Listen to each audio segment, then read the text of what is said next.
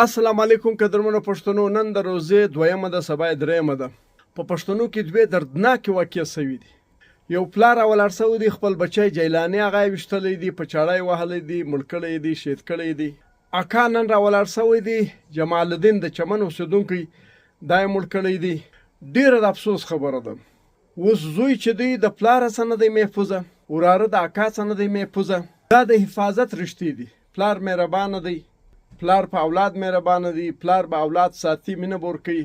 اکا به د وراره سره مینه کوي، وراره به ساتي، دښمنانو به ساتي.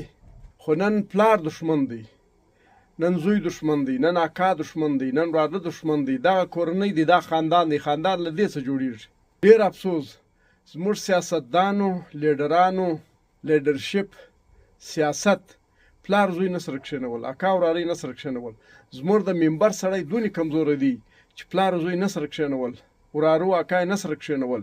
سیاست ناکامه سو، په موږ کې منبر ناکامه دی. نو زه یو خواست کوم چې راسئ دا قرآن کریم چې دی د الله آخري کتاب دی، دا راسئ په معنا یې ووایاست، خپل یې ووایاست، خپل یې زده کړئ. په موږ کې انسانیت ژوندی سي. احادیث مبارکه ووایاست، په خپل یې ووایاست. نیټ دی، ګوګل دی، یوټوب دی، په دې کې شته. نو قرآن کریم هم په خپله وایاست، په خپله یې په معنا زده کړئ. احادیث هم وایاست چې په موږ کې اسلام ژوندی سي، په موږ کې مینه ژوندی سي، په موږ کې پلارګلوي ژوندی سي، په موږ کې د زوی په موږ کې زوی ژوندی سي، د پلار او د زوی مینه ژوندی سي، د اکا او د وراره مینه ژوندی سي. مهرباني احتیاط کوئ پښتنو، احتیاط کوئ. دا مبارکه میاشت، په دې مبارکه میاشت کې داسې کارونه مه کوئ. هسې مه کوئ، خو په دې میاشت کې ډېر احتیاط کوئ.